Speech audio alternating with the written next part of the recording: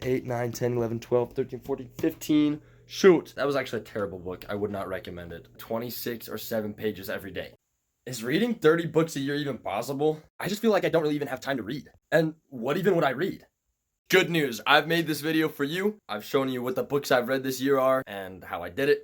If you need a book to read, you can try one of these that I've just read. Welcome back to Rock's Reviews. I said last year that you could read 30 books in a year if you just read 26 or 7 pages every day. These are all just some of the books that I've read this year. Let's see how many books I read this year and if they were any good. Comment down if you like the book, if you've read it before, if you have questions, or if you think I should review it. All right, okay, this first book that I have is Never Split the Difference. It is honestly so good. It's about negotiating and getting what you want, and never splitting the difference, right? If you have a suit and you're trying to figure out what shoes to wear, you're not gonna wear one brown, one blue. You'd wear brown shoes or black shoes, sorry, brown or black. Anyway, next book is the Doctrine and Covenants, also the Pearl of Great Price. These are scriptures. I read these throughout the year, super good. It's always better when you read it the second time. The next book I have is The Obstacle is the Way, super good. It's an introduction to Stoicism and that philosophy of action and doing things. I read it twice.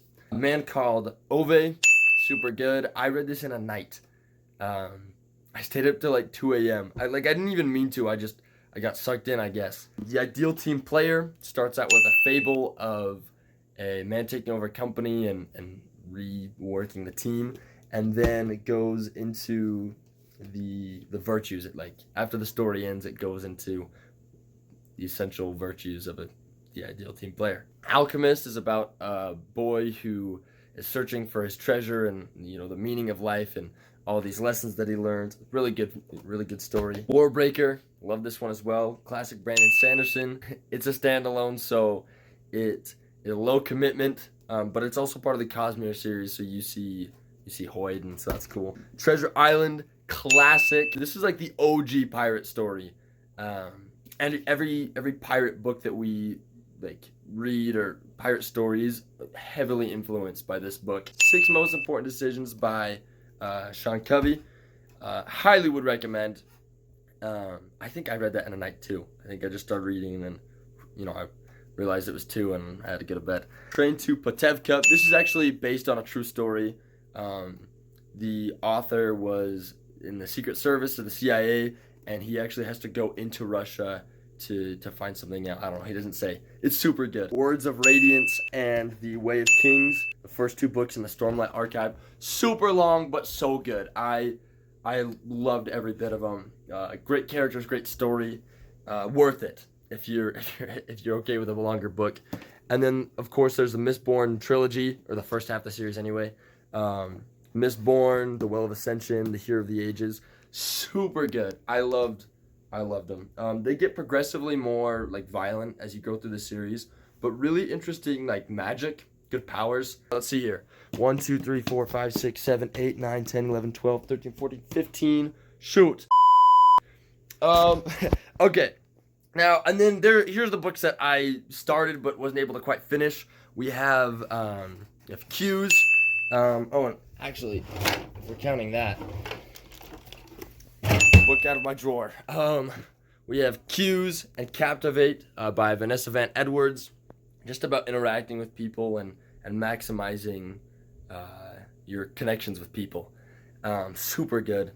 I'm working on them. I'm taking notes on things. I also have to share those books with my sister. Man's Search for Meaning, super good. Actually a true story, and how this man survived living in a concentration camp. It's actually referenced in a lot of books, so I would definitely recommend. It's super short too, only a couple. It's not too long. I am just going slower because I'm taking notes and I'm annotating and things.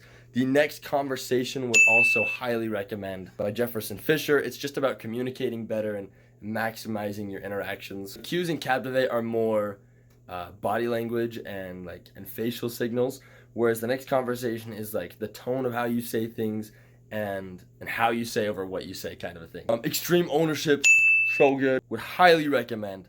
It's just leadership and accountability and the effect that has on you and your team. There are no bad teams, only bad leaders. Power of Self-Discipline, I started that. I got distracted by extreme ownership. I'm also taking notes on that, so that's taking me a minute. And then we've got Oathbringer by Brandon Sanderson. Absolutely massive book. Like, look at this thing. I know it's gonna be good. That's right. Like, if it's anything like the first two books, and if it's taking me a minute, if you couldn't tell. Shoot. So that's 1, 2, 3, 4, 5, 6, 7, 8, 9, 10, 11, 12, 13, 14, 15, 16, 17, 18, 19, 20, 21, 22. 22 books. Okay. All right. So I'm realizing there are actually books that I read for school. So first we have Poverty by Matthew Desmond. That was actually a terrible book. I would not recommend it. I think the book ends with like, poverty isn't a problem we need to outthink. We need to out-hate it. Or I don't know. It was just dumb. Then we have Outliers by Malcolm Gladwell. I absolutely loved that book. Honestly, one of the best nonfiction books I think I've ever read.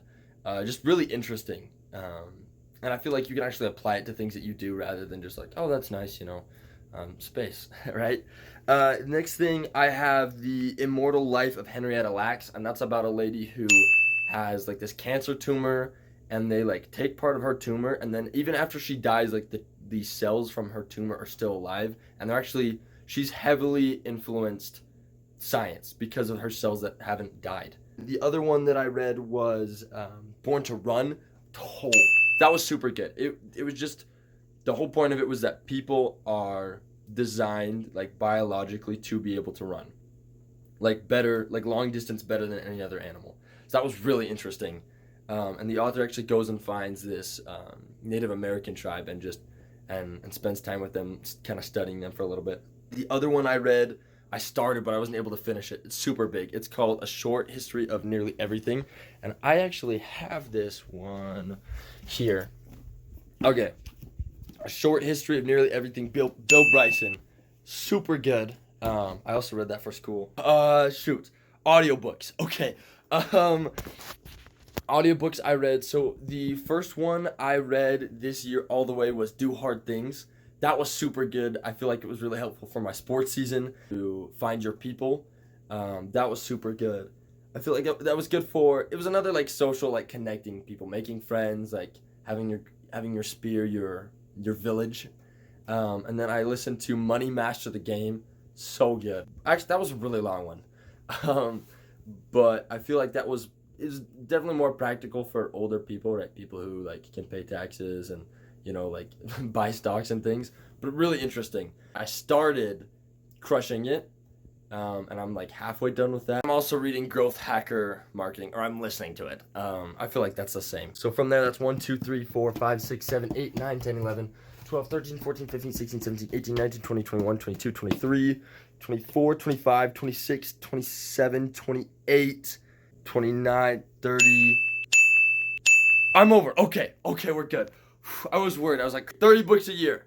I'd love to hear what you guys did this last year, what books you read. What books of these that I read that you've read also? Okay, how is 30 books a year possible? It's math. Just at least 20 pages every day and you're good, right? Or listening. Honestly, if you don't have time to read, a lot of people don't. Just listen to books. It totally counts. You're still learning, and you can listen while you're driving, while you're working out. It makes your life easier, and you're double tasking. You feel way more productive. All right, and those are the books I've read for 2025. Great books. I'm a reader. I like books, and I challenge you to find a good book this year. Some people say, "Oh, well, I'm not a reader. Like, I don't like reading. I haven't read forever." There are millions of books out there. I guarantee there is a book that you would enjoy listening to or reading. Like, honestly, the odds of there not being a book for you is so small. I guarantee there's something you'll find interesting or that you'll at least enjoy. And if you can't find something, if only there was a YouTube channel that, had all these books that, and they could recommend books for you to read. Anyway, okay, thank you so much for watching. I hope you have a fantastic day and a fantastic year. Cheers.